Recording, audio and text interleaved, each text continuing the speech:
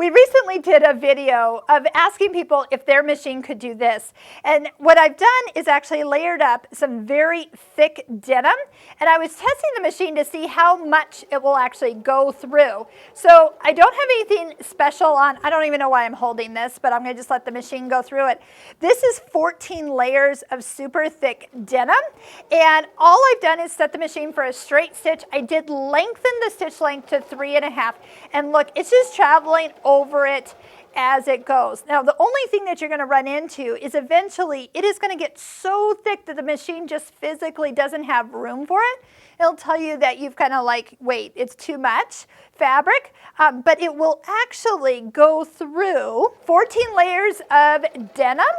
Plus, this one is actually 40 layers of cotton fabric. So I'm going to just kind of stitch over here. I am going to lift the presser foot up 2 times just to be able to get this in there. The feed dogs do go down when I stitch over that. And it's just going to stitch through.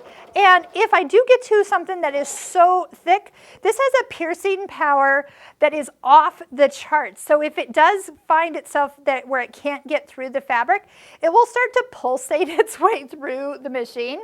So there you go. That is the amazing piercing power of the Pfaff Creative Icon.